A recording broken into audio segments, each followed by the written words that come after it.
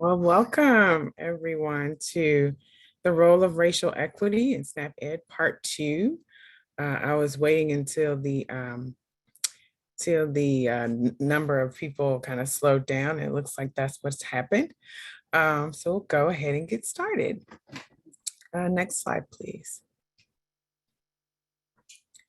We'll start with honoring the native lands. We gather for this webinar from different places across the country, but all of the traditional lands of Indigenous people, past and present.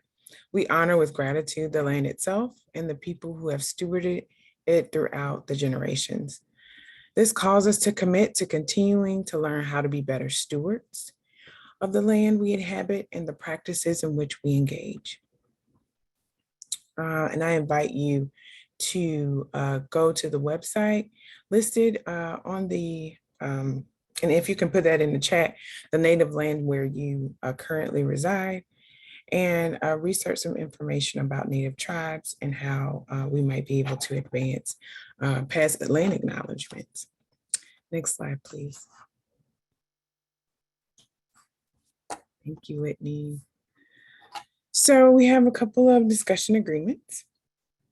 And if you'd like to put what land you're on in the chat, feel free to do so. Thank you so much for sharing that. This webinar is not an open discussion that questions or challenges the existence of racism, injustice, and inequality. This webinar is not a place to question the validity of learning about race, racism, equity, and white supremacy. We have touched on these subjects in the past, and if you'd like some good resources and training, feel free to ask us. We can direct you to some really good ones. Number two, we want to share your learnings and reflections and truths using I statements whenever possible, focusing on your own experiences and understandings. Treat each other with respect and honesty and appreciation and grace whenever possible, as many of you will be in different places along your learning path. And if you have any questions or concerns, please feel free to contact Molly DeMarco at the email address provided. Next slide, please. Welcome and housekeeping. We have the opportunity to get some continuing education units.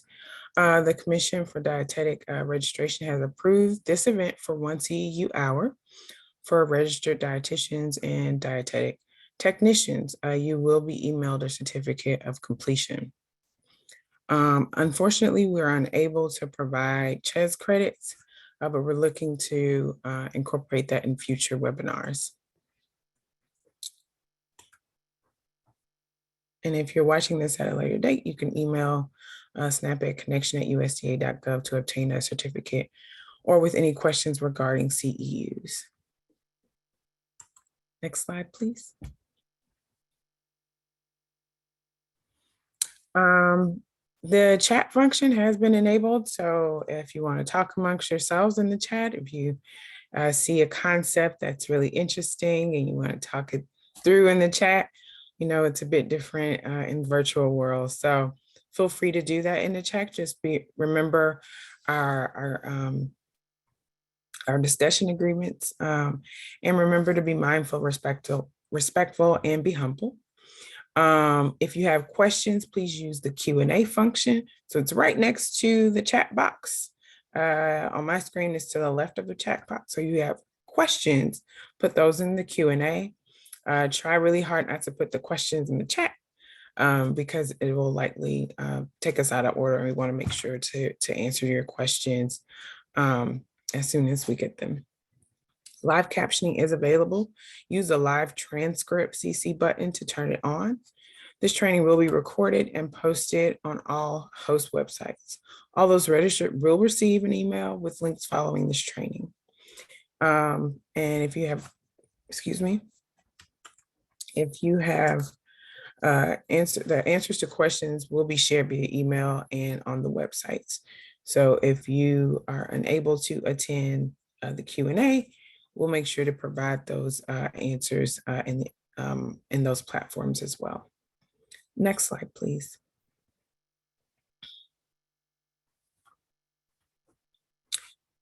So the ASNNA Race, Health, and Social Equity Committee partnered with the SNAP-Ed Connection to do a series of trainings that would really support our SNAP-Ed implementers in giving them a framework to doing work that really shifts power and decision-making to community members. And so we wanted to share this information and provide an opportunity to think through what this might look like in each of your programs. And we wanted to make sure that in addition to frameworks that we offer, we also give some ideas around methods and how exactly do we do this work in a way that's equitable and inclusive. And so we were really excited to welcome the folks from the Healthy Food Policy Project. We will have 3 presenters. Dr. Kristen Cooksey Stowers. Oh, I was really close. Is the assistant professor in the Department of Allied Health Services at the University of Connecticut, with an interdisciplinary background in health equity, agriculture, economics, public policy, and medical sociology. Her research focuses on reducing inequities in diet-related health outcomes by improving macro and micro level food environments through sustainable policy solutions. Sally Mancini is the Director of Advocacy Resources at the Rudd Center for Food Policy and Health, leading efforts to inform the public, community organizations, advocates, and policymakers about the center's research. She also helps the state and local advocates develop the resources necessary to support food policy and improvements in all communities. And Whitney Shields is the project manager at the Center for Agriculture and Food Systems at Vermont Law School and the Vermont Legal Food Hubs program coordinator. Previously, Whitney was a litigation paralegal at Langrock, Sperry, and Wool, where she worked primarily on an environmental case in Southern Vermont. So I welcome you to the stage, and I will hand it over to you. Thank you. Thank you so much, and we're so happy to be here. Can we do next slide, please? Great. So good afternoon and welcome. Today, we will be discussing how to apply an authentic resident engagement framework to your work. Next slide, please. So the Healthy Food Policy Project is a multi-year collaboration of the Center for Agriculture and Food Systems at Vermont Law School, the Public Health Law Center, and the Rudd Center for Food Policy and Obesity at the University of Connecticut. On today's call, we have representatives from the Rudd Center and Vermont Law School. Next slide, please.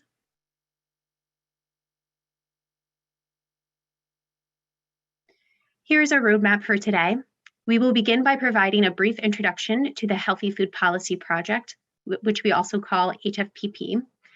Then we will discuss authentic resident engagement, including the definition, working principles, assessment framework, and provide an example. Next, we will discuss how to apply authentic resident engagement to your work. And lastly, we will open it up to Q&A. Next slide, please. The Healthy Food Policy Project identifies and elevates local laws that seek to promote access to healthy food and also contribute to strong local economies, an improved environment, and health equity with a focus on socially disadvantaged and marginalized groups. The target audiences for this project are food policy councils, local government officials, and those doing health food access policy work at the local level. Next slide, please.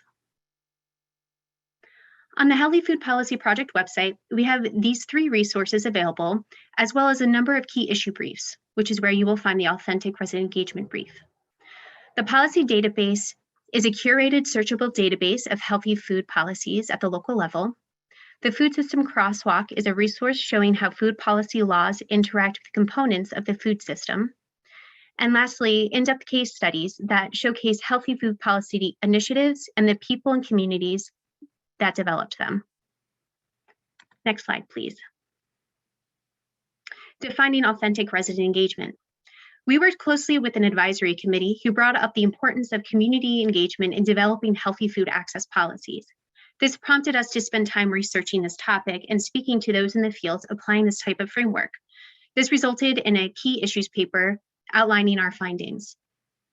Authentic resident engagement describes an inclusive process for informing, designing, implementing, and evaluating food access policy changes that centers community residents.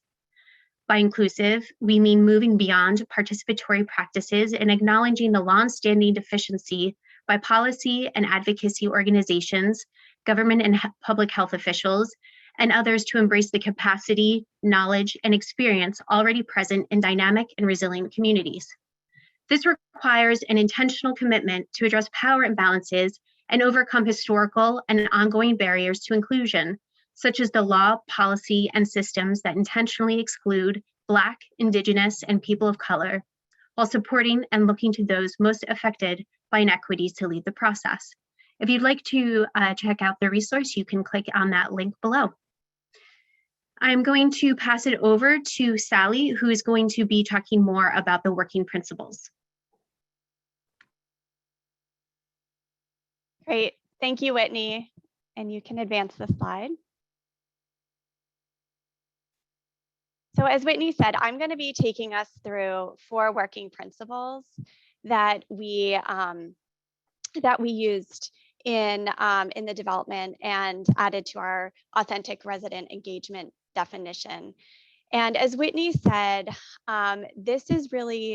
we came about this definition and working principles through our ongoing work with our advisory board members and also the work that we had been doing around the case studies. And so we have extensive case studies where we've gone into depth on a food access policy change and the work that was done in community and with community around the policy and the policy development process. And as we were putting together these case studies, it really occurred to us that there was something missing. We weren't really tapping into residents' input and their ability to influence the policymaking process. And so we started, questioning as a team, what more could we do to support communities who are looking to make food policy changes, support them in authentic resident engagement? And that's really how we came about creating this definition and these working principles. I really want to stress that this resource is a compilation of other people's amazing work. While we've developed this definition as a team, the working principles really do draw from others' work, and you'll see that as I go through these principles. And before I go into depth, I really wanted to stress the importance of reaching out to community and base building organizations that already have deep and trusted relationships with residents as the first step in this process. So absent these organizations, it may be appropriate to engage directly with residents, but really only if there is a long-term commitment to engagement. And I really can't stress enough how important it is to have this long-term commitment to engagement in this work. If you're approaching it from the perspective of fulfilling a grant requirement or program deliverable and not from a place of ongoing year in and year out engagement, then I suggest taking a step back and reassessing if your organization is the right fit for leading these efforts, or using the working principles that I'll describe in a minute to see where you are in the continuum. And it's also really important to do a thorough assessment of the community and the organizations that are already established, that have built trust with the community, and start by partnering with these groups rather than residents themselves. So we know that policy is not created in a vacuum and that there are many players and groups that come together to create policies that can improve access to healthy food. But how can this work be done in an authentic way and include those who have traditionally been disadvantaged and marginalized in the process? And that's where these working principles come into play. Next slide. So our first working principle is to address power imbalances and work to remove or overcome historical and ongoing barriers to inclusion and the impact of systemic and structural racism. And we know you can do this by intentionally addressing factors affecting residents' ability to exercise their power. Examples of these factors that impact residents' ability to have power in the policymaking process are historic and generational trauma caused by federal policy that aim to eradicate culture and ways of life that traditionally supported community health, oppression, redlining, disenfranchisement, and disinvestment. And then committing to building long-term solutions based on a community's history and strength-based assets. And finally, designing and implementing local food access policies based on residents' priorities, context, and capacity, recognizing that no two communities are alike. An example of this would be co-designing policy solutions that impact residents' ability to access healthy food in their community. For example, food insecurity, housing, transportation, so moving upstream, and focusing on the social determinants of health as important indicators and policies that need to be addressed as individuals and residents access healthy food. Next policy or next slide. So our second working principle is building trust, and this is very, very important. I can't stress how important it is to establish long-term relationships with community and base building organizations and residents. And this is done over time. It takes time to connect personally and listen authentically. It takes energy and effort. An example is showing up for community events when appropriate, not coming in with an agenda, supporting and assisting policy initiatives that already have been planned by the community and are actively being worked on. And second, changing resource allocations and hiring practices so residents are compensated for developing policies that will impact their community. Some examples here are offering jobs, stipends, childcare, translational services, transportation compensation, meals, etc., so that individuals are adequately compensated for their time and energy and effort that they're putting into the work. Next slide.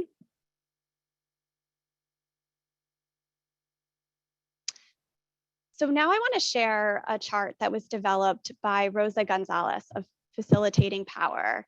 And this chart brings together a number of public participation tools, including Arnstein's Ladder of Civic Participation and the Public Participation Spectrum created by the International Association for Public Participation. This spectrum has been piloted with municipal community-centered committees for racial equity and environmental justice. So this spectrum of community engagement to ownership charts a pathway to assess and revolutionize community engagement efforts to advance community-driven solutions and build trust. This chart is an updated version of the one that we include on our website. So as I'm going through the chart, think about where you may fall on this continuum.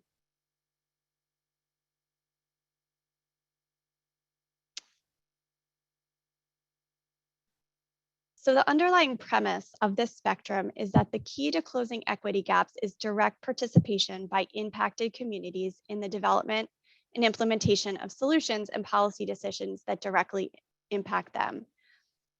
The spectrum does this by, one, acknowledging marginalization as the status quo practice of current systems that have been historically designed to exclude certain populations, namely low-income communities, communities of color, women, youth, previously incarcerated people, and queer or gender non-conforming community members.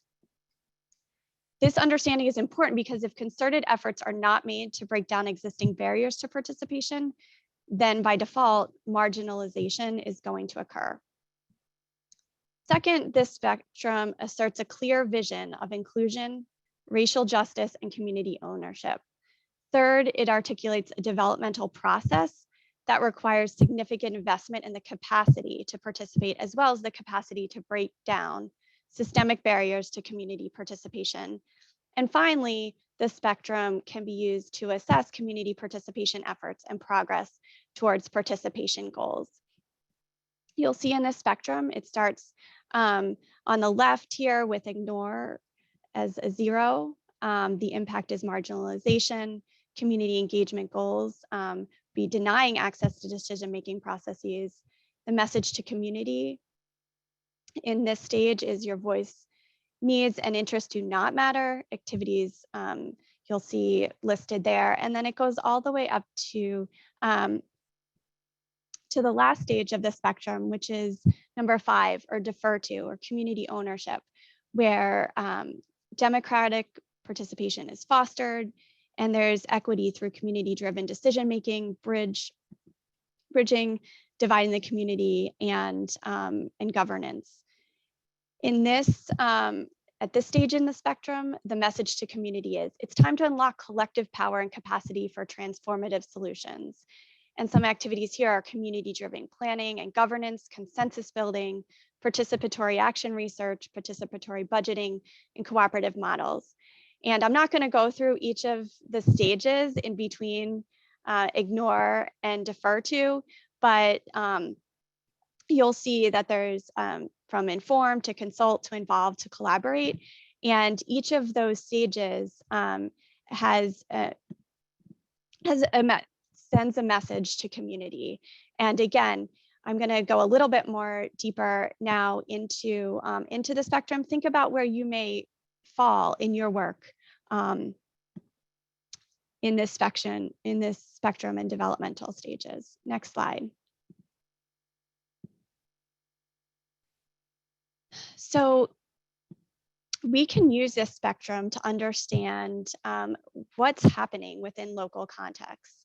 And so this slide gives you a better description of each of the different stages from, on this slide, 0 to 2, the next slide, 3 to 5, and then offers some reflection questions and for you to use within community settings or within your program to see what is happening in community, what is, how is information flowing, what does the policy development process look like for those most marginalized and disadvantaged in a community. Next slide.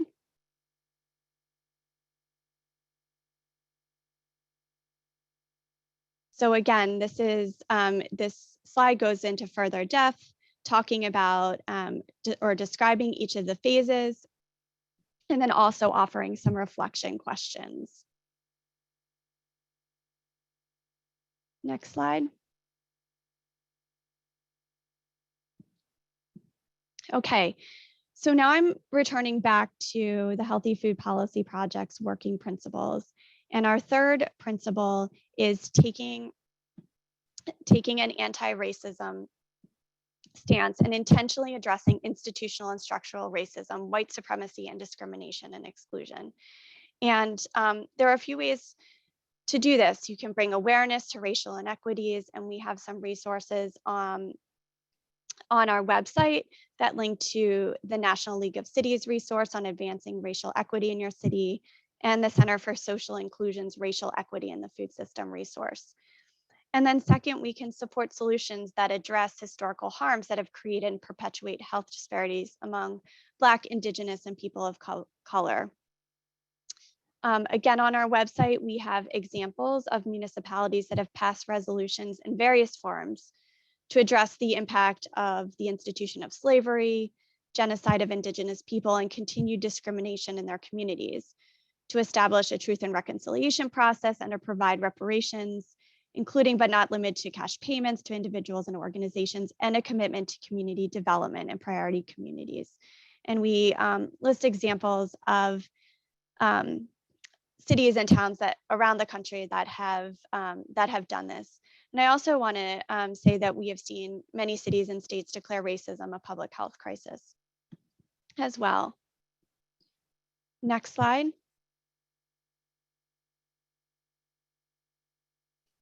So our fourth working principle is to use an asset-based approach or a strength-based approach.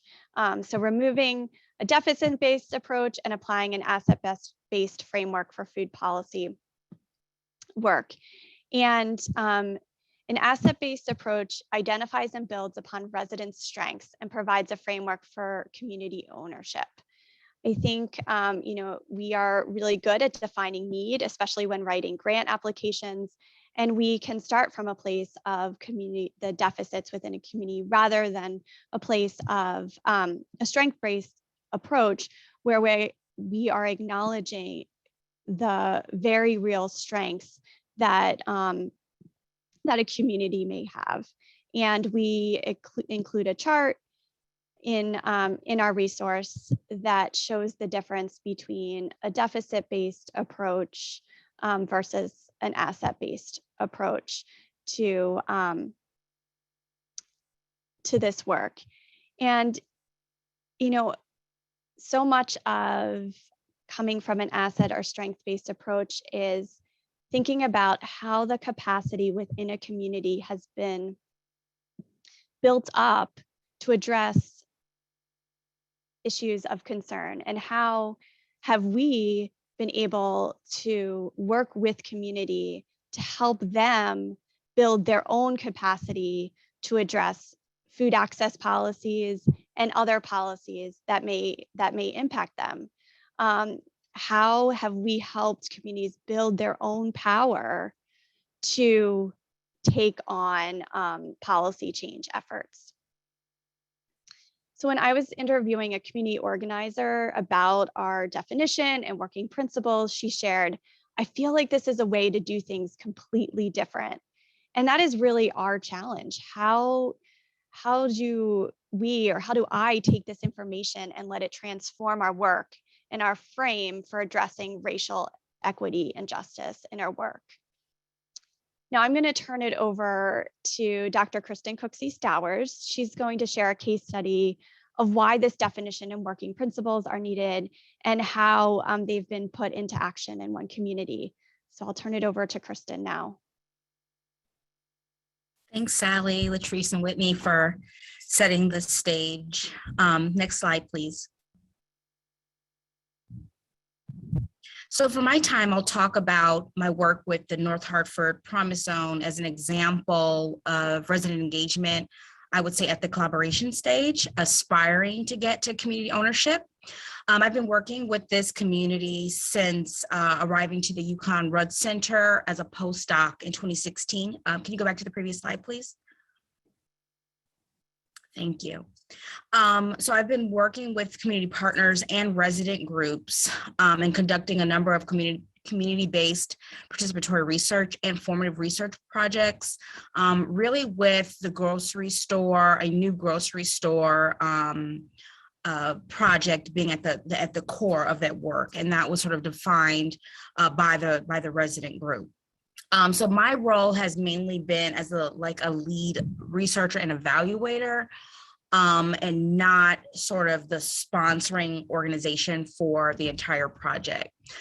So at the community partner organization level, this work has involved lots of local nonprofits and anchor institutions like local hospitals like Trinity Health Hospital here, Hartford Food System, our Food Policy Council, our Connecticut Food Share Food Bank, which I'm actually also a board member of, as well as the Hartford Public Health Department. And at the resident level, I've been able to engage what we call the Community Advisory Task Force. They are the lead resident group on the Healthy Hartford Hub project, and I'll talk more about them later. Additional resident groups have included the Voice of Women of Color, Phillips Health Ministry, and each of the North Hartford zone. It's comprised of 3 communities within that area, and each of those communities have their own resident group and task force. So we work closely and present with and visit those groups all the time. So when I came to Connecticut in 2016, I had just completed a dissertation on food deserts and food swamps, and those linkages to obesity disparities and zoning policies. And so I came to Connecticut and learned of this grocery store work, all fired up about how do we make projects focusing on introducing new grocery stores and food deserts more inclusive of residents and community voice, because my critique of those studies and literature was that we had unfortunately just sort of plopped new grocery stores in those areas without starting with the community, their needs, the type of spices they want to see, price points, staple foods, right? And I saw that as driving the lack of success or some of the challenges in those grocery store evaluations. And also on a personal note, I'd grown up in a food desert on the south side of Chicago. And so I was just passionate about the topic, especially in this context of a majority Black and Brown community that is quite different from Chicago, where I'm from, but very reminiscent of it. And so in 2016, prior to my arrival, Hartford was selected for an Invest Health Planning grant. And that initiative is sort of led by both Robert Wood Johnson and the Reinvestment Fund, targeting mid-sized cities as target areas for promoting health and health equity.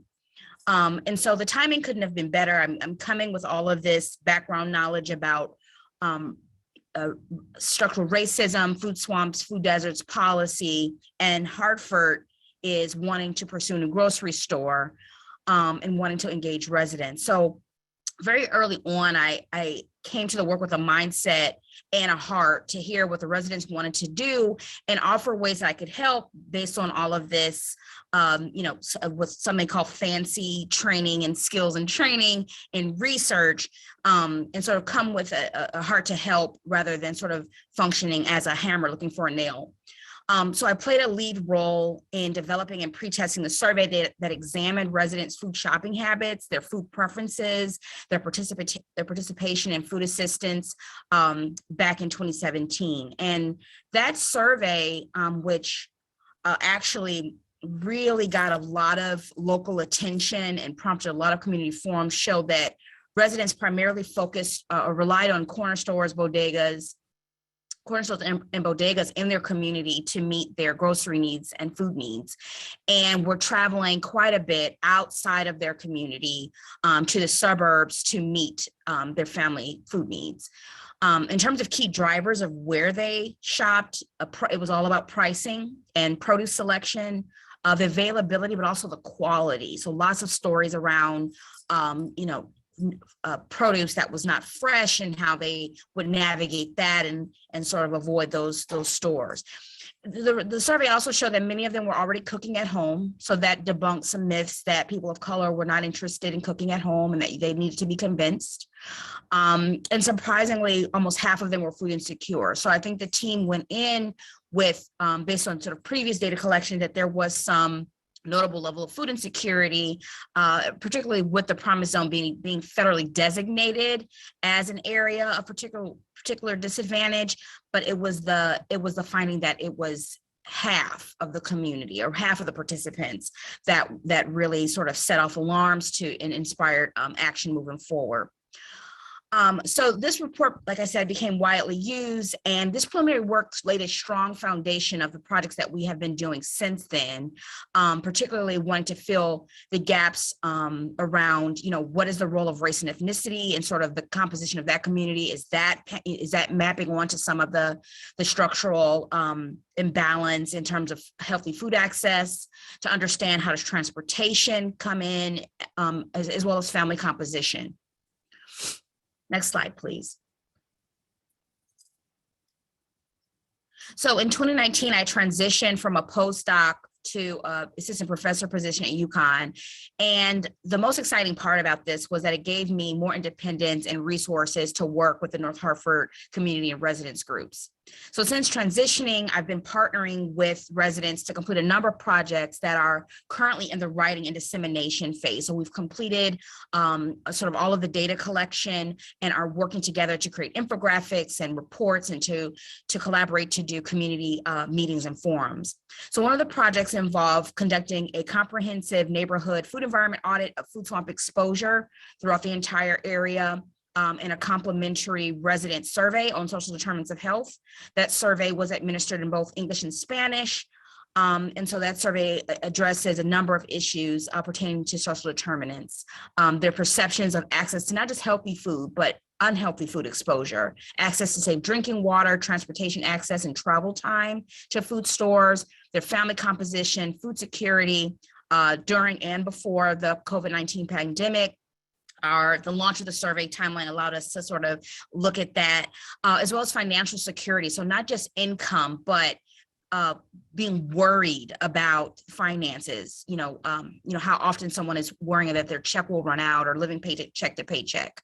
So trying to get a more nuanced sense of their lived experience. And then per the request of the residents, we completed a photo voice project last year where residents took pictures and shared their stories about navigating a food swamp environment via voiceover. So the software allowed them to sort of speak and share their experience and reactions, but also they were able to type in their stories as well. And the last project I'll highlight that I collaborated with residents to do involved a health equity in all policies audit, where we looked at current and past initiatives over the last 10 years by social determinant in the city. Like, but not limited to, the declaration of racism. Hartford was one of the cities that declared racism as a public health emergency, but we looked, at a very, very nuanced level, what is happening in the education domain? What is the healthcare system doing? In terms of social and culture, what is the city doing around minority business owners or women-led businesses? But also we looked at what are other mid-sized cities doing that are innovative and how that might prompt ideas for residents to be involved with change in the city moving forward. Next slide, please. So as I mentioned, our projects are all in sort of the writing and dissemination phase. Our team and residents, we sort of laugh like we're hitting the road, going on tour with our findings and results, if you will. So to provide an example of one of our outputs, we created neighborhood profiles of the food swamp exposure using the food store audit data and the interviews with residents. And so you're not meant to see all these small words here, but just to show you that they're available in English and Spanish. That we invested in designing so that it is attractive. It felt that it resonated with Hartford residents in terms of colors and designs and all that good stuff. And the resident groups have been able to use these visuals to create a social media campaign, to create awareness among local organizations and also their neighbors, to recruit more members to the resident task force. And they also cited this in their presentation to a major consulting group that Hartford City hired to lead a very large community development project. And their main message was that, we know these areas best. This is what we want done. Let's have a conversation. And we want the development and land planning that you have going on to include us. And it should be inclusive and done in an equitable way. And so although the residents are primarily passionate about having a grocery store and the supporting health promoting services, the community and the residents are very clear that they are also concerned about shared power and combating gentrification in the area. There was a Dunkin' Donuts stadium built several years back, and just the perception that this is a triggering of gentrification, and that now there are conversations to have a grocery store nearby to target and to attract demographics, professional, higher income folks, white folks that were not there to begin with. So that's the concern in the community. And they want to be the lead voice in terms of representing residents to combat that and make sure that these processes are happening in a inclusive way. So we have talked about, and the residents have described these profiles as sort of a tool in their toolkit to document some of their concerns and to document the need for action. Next slide, please.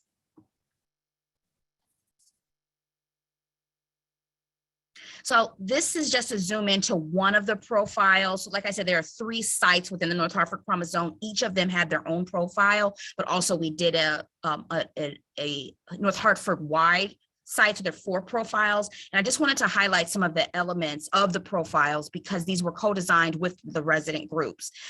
So each profile has this message of, to have quality of life, we must have quality food. That was from the mouth of the resident. We had many meetings talking about messaging and framing. Obviously in 2020, 2021, the group was very concerned about structural racism, very concerned about justice and inequalities. And the group honestly is very motivated about future generations. So there are a lot of different messages that we could have led with, but the group wanted to go with, to have quality of life, we must have quality of food. They thought that that was the most inclusive and easily digestible message for their group.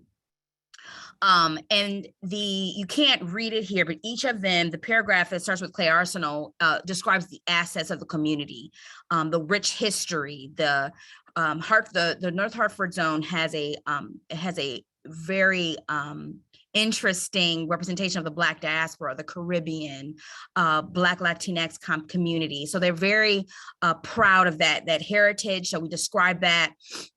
We feature multiple quotes from the residents. So in purple, like the quote, "The lack of healthy food in Clay Arsenal is killing my neighbors and our children." These are quotes from the resident group.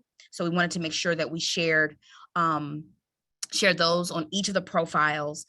They also wanted census demographics featured. So that's what some of the pie charts are, so that when they went to the city or they talked to potential collaborators, they could have quick stats in their toolkit to describe the community that they're living in.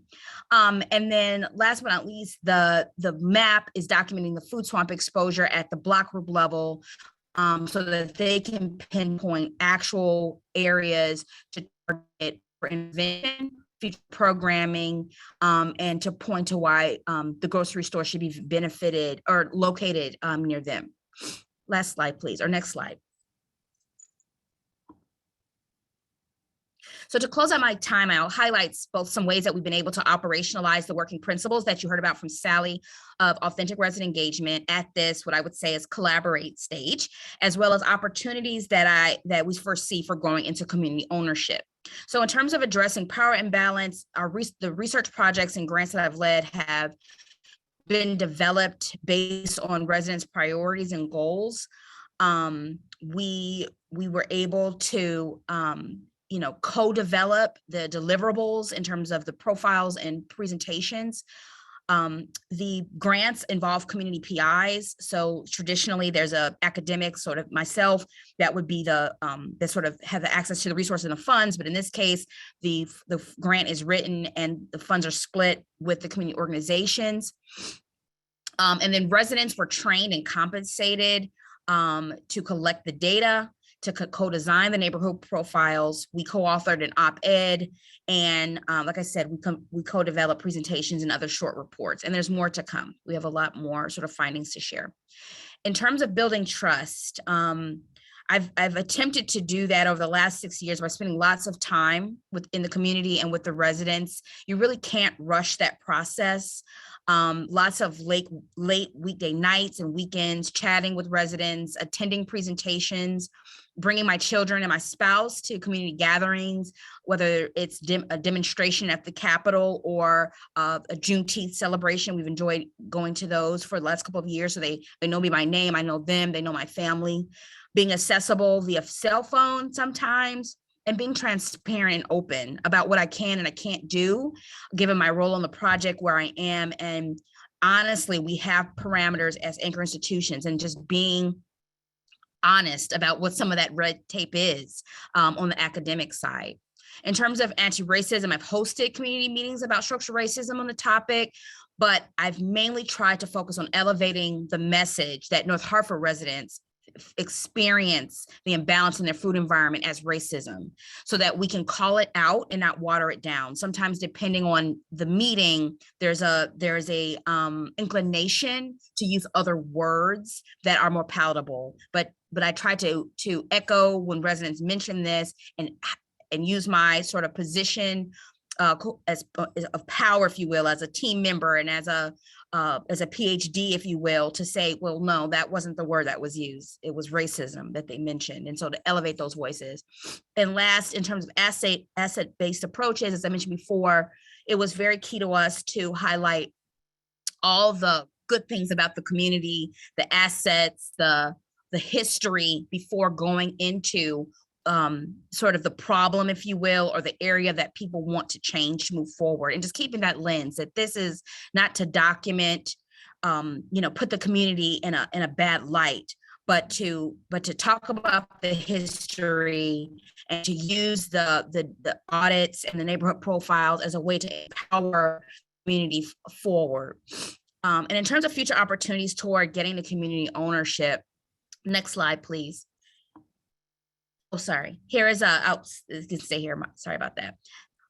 The last slide was a screenshot of the Healthy Food Policy Project's case study on Hartford. If you can go back to the last slide, I apologize. Where the CADF, the resident group, the task force that I've been talking about, the coordinators share the following quote: "I have to go back to them and say, oh, this is what we're going to do. As a Black woman working in community, there's this attitude of go get, learn what they want, and then come back and tell us. It doesn't feel good. It doesn't feel like the community's owning it. It feels like we're still in an organization-led community advisory board. It would make a big difference if the project deferred to community ownership." So this quote highlights the broader projects need to grow in terms of power imbalance and trust, honestly. Residents are still feeling that they need to come back to ask for permission in a way, just kind of like, working through and digesting being on those meetings and also reading this quote. Asking permission of the community organizations, that's not the dynamic that we want to stay at, right?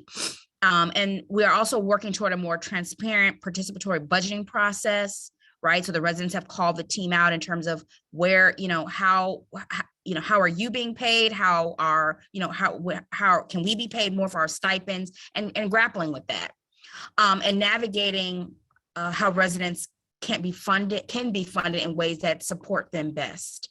And the last thing I'll say is the trust dimension as a working principle is mutual. So we focus often on how we get the community to trust us so that we can push our agendas forward, but we also need to trust them.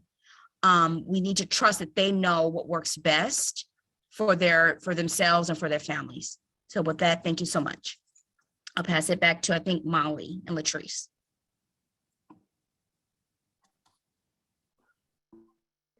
Hey there. I'm not able to start my video. Yvonne, if you can make it so I can start my video.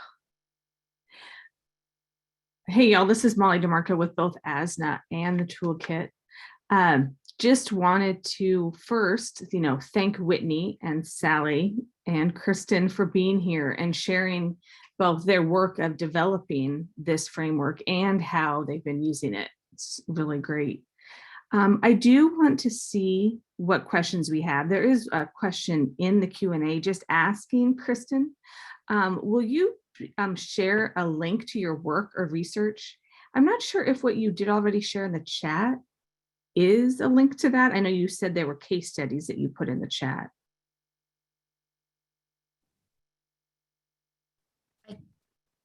I put case studies from the Healthy Food Policy Project website, which Kristen did work on some of those case studies, but I think, Kristen, they're talking about the work maybe you're doing with Hartford. Yes, I can, as a follow-up, basically one of the main things is that we're trying to make sure that the deliverables actually, like the landing page, is more on the resident side. So just to kind of like the proof and the challenges and the details. So, working through how to make that go live, but I can share more details about the work. And we can share what Kristen shares with us out when we send out the slides and the recording and all that link. Yeah. I see another questions come into the Q&A. Just 1 second.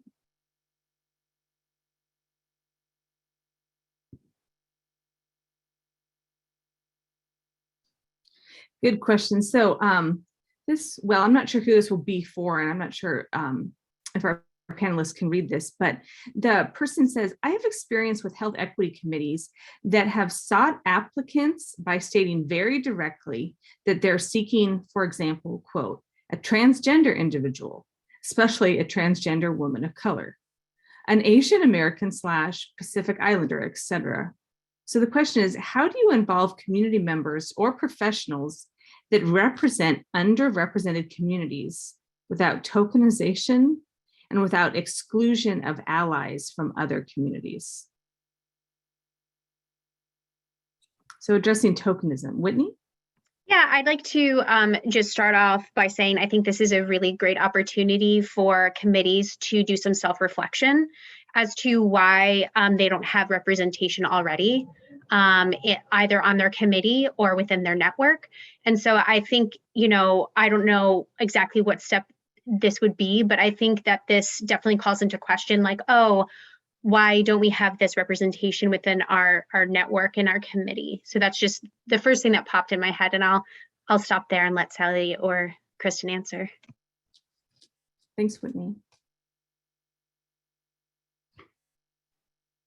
Yeah, I'll just chime in quickly. I think this is something that we see a lot and can lead to tokenism, and people feeling that they are only invited to participate because they fill a box or a need or perceived need within the leadership. And I totally agree with Whitney. I think it kind of goes back to the committee that's seeking this, and having them do their own introspection into, why aren't we a more inclusive committee already? What could we be doing differently to change even the process of seeking participation? And so I completely agree. I think the spectrum of community engagement, going back to some of the slides that I presented and looking in more detail around the local context and the reflection questions for each stage in that process, could be really helpful as well. I totally agree with Whitney and Sally.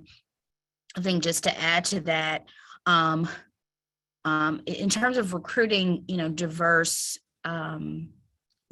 folks, I think it's also important to evaluate the processes of decision making, sort of how decisions are made, because without sort of a consensus building approach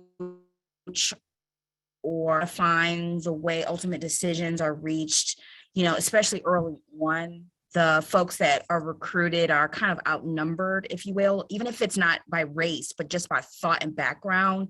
And it feels that, it can feel like there's still this majority, and that really perpetuate token, like they're just there to be sort of this physical representation, but not actually influence any decisions. So the recruitment of folks from, targeted backgrounds is not, I would say, not necessarily a bad thing.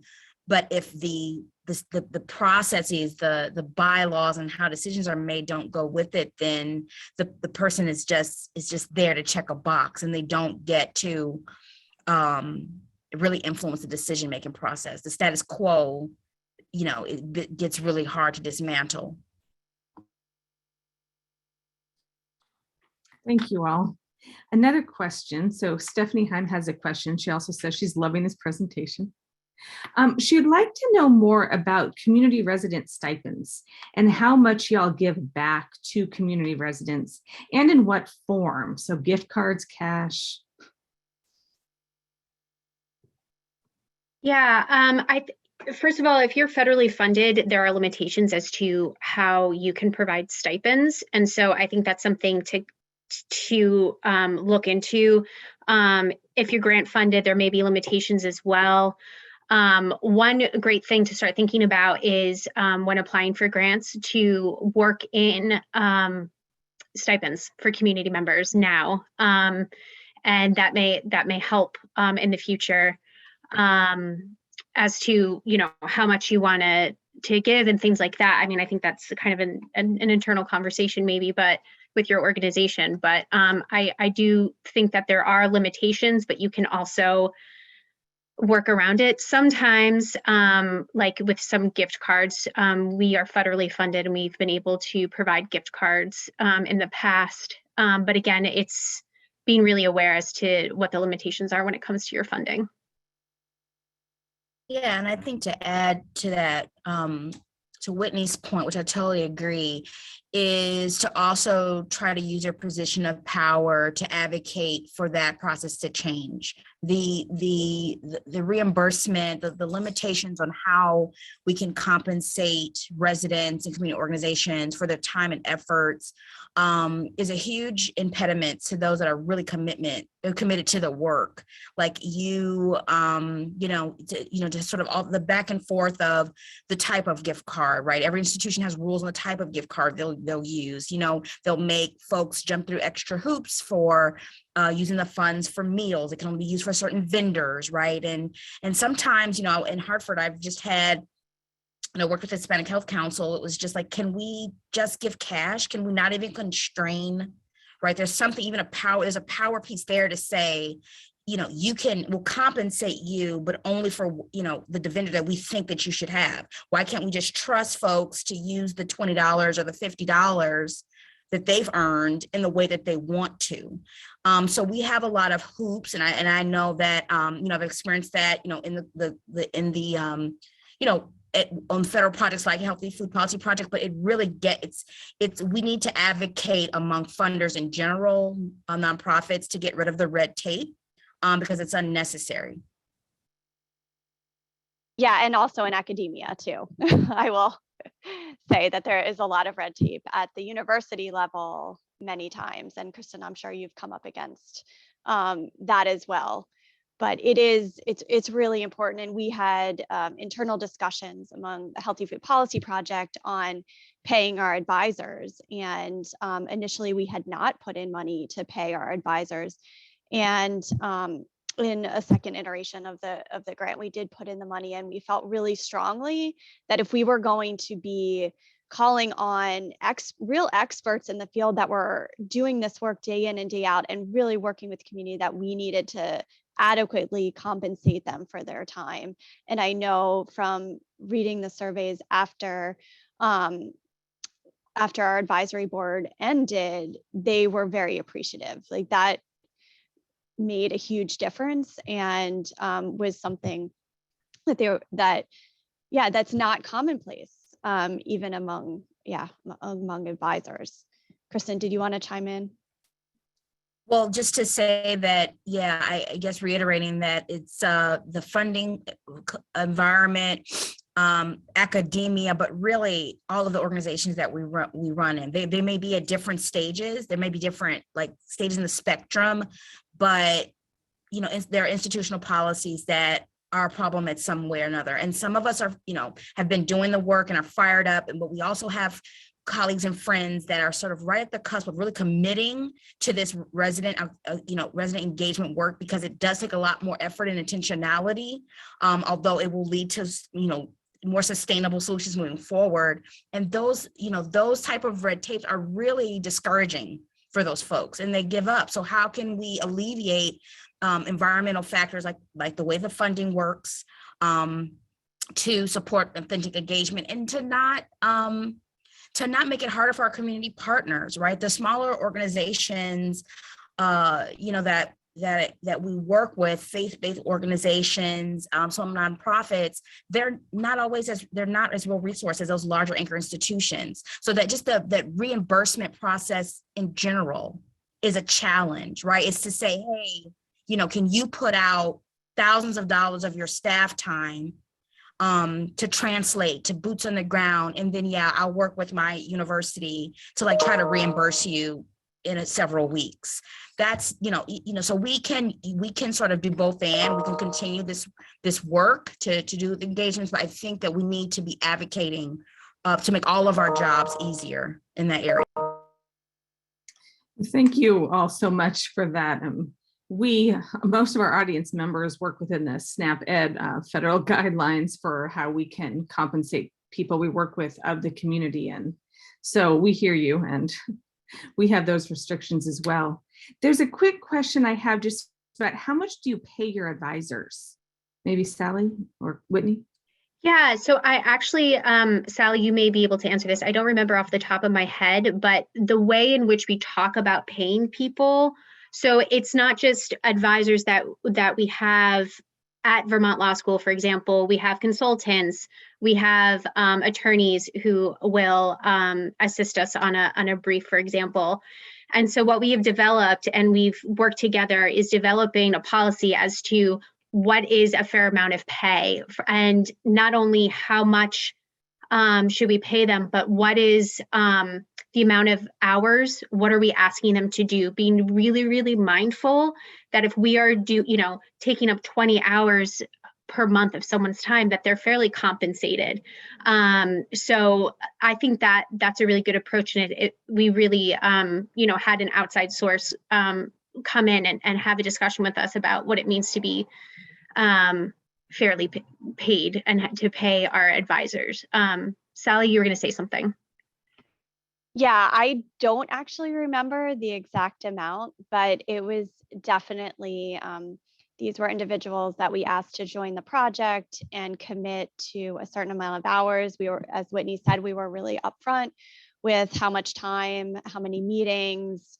And I believe it was maybe around $1,000 for, I forget, but it was around that amount. And I can find some more specific information if needed, but yeah, we felt really strongly about that. And I'm glad that we were able to get that additional funding in subsequent grants. And in the context of the Hartford work for residents, there are a few different ways that I try to focus on compensating. So if they're on the community advisory board, paid an annual stipend, for that participation, but also compensating them for transportation needs, serving food, like when we were in person, like food, but then also, special projects. So if they're a community advisory board and it's outside of the scope, not just assuming that they would gladly use their time to help with this other thing, right? Photo voice, also adding in, a sizable incentive for, spending that hour on the focus group.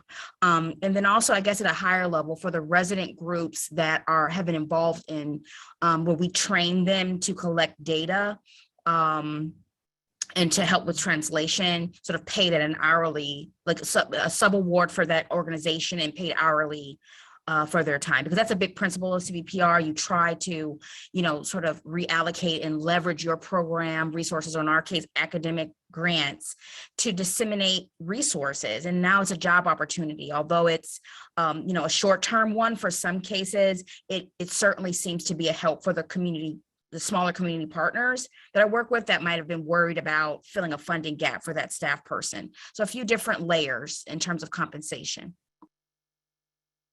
Thank you all. Looks like we have one more question, and it's related to Rosa Gonzalez framework and how to move together as a team around community engagement. So I'm going to read the question though. This person says they referred colleagues to Rosa Gonzalez framework, and she's so excited, or he's so excited, that it's coming up here. At the moment, we have a team of 8 to 10 staff starting work in the same geographic area.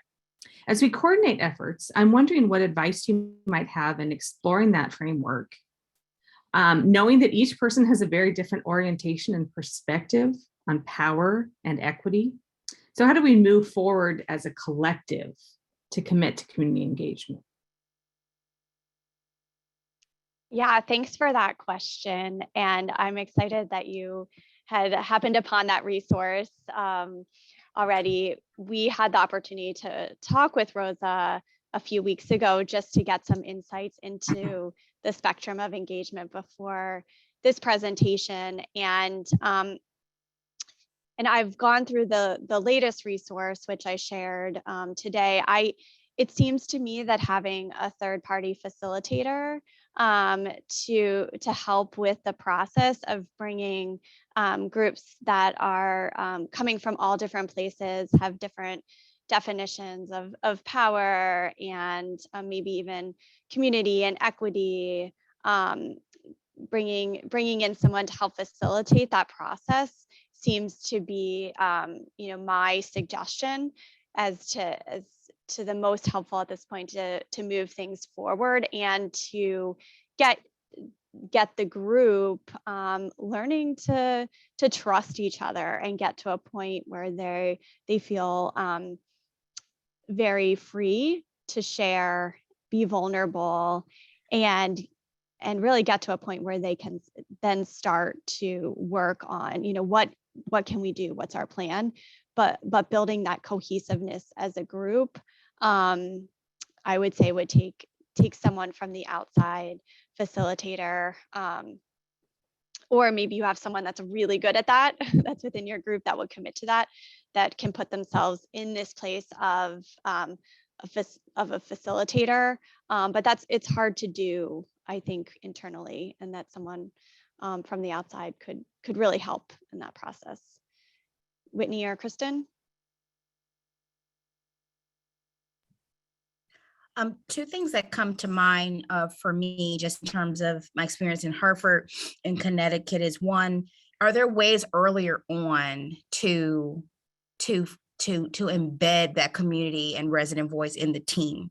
So, sometimes that can be, we know that we're within our organizations, but are there ways for that to be represented? I've been one of the groups, went back, and when there was an upcoming position for a hiring position available, they hired from the Hartford area. They hired from that community. Or can you sort of, for certain meetings, can you, pay someone to sort of be the ambassador to represent that voice? Like, how can you, or can you collaborate with a resident group? Like, how can you structurally, before you, get too far down the line, right? And everyone has formed trust and ideas around community before they've even set side by side by the community, with the community or with a resident. So that's one thing, to structurally figure out how to get someone at the table there. And then also in terms of trust building and time, a lot of folks are working on issues that they've never ever even been in the setting. They've never stepped foot in the pantry. They've never stepped foot in the community.